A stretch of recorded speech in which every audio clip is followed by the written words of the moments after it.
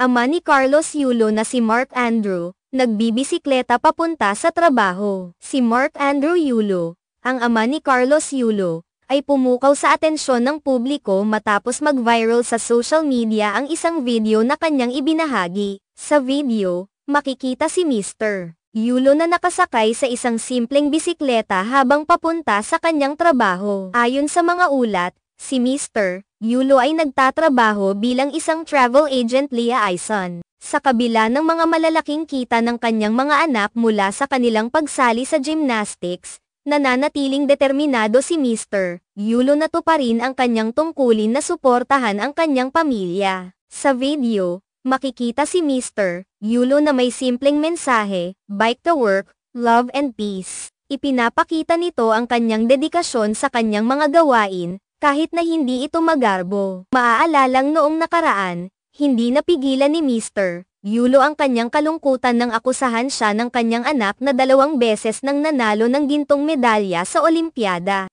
Ang kanyang anak ay nagsabing kinukuha niya ang mga cash incentives na nakuha mula sa iba't ibang kompetisyon. Sa kanyang depensa, sinabi ni Mr. Yulo na kung talaga niyang kinukuha ang pera ng kanyang anak, hindi siya mapipilit na gumamit ng pampasaherong transportasyon o magbisikleta papunta sa trabaho. Ito ay patunay na siya ay nagtatangkang magsikap para sa kanyang pamilya sa kabila ng kanyang kalagayan. Ang simpleng pagkilos na ito ay nagbigay inspirasyon sa marami, na nagpatunay sa integridad at sakripisyo ni Mr. Yulo. Kabila ng mga pinagdaraanan, ipinapakita pa rin niya ang kanyang dedikasyon sa pamamagitan ng kanyang araw-araw na pagpidal sa bisikleta papunta sa trabaho. Ang video na ito ay nagsilbing paalala sa lahat tungkol sa kahalagahan ng pagmamahal at sakripisyo sa pamilya, kahit sa pinakasimpleng paraan. Ang pagtanggap ng video ni Mr. Yulo ng maraming positibong reaksyon ay patunay na ang kanyang mensahe ay umabot sa puso ng maraming tao. Sa panahon na ang mga simpleng gawain ay madalas na napapansin lamang, ang dedikasyon ni Mr. Yulo sa kanyang pamilya at trabaho ay nagbibigay ng mahalagang aral tungkol sa tunay na diwa ng pagmamahal at pagsisikap.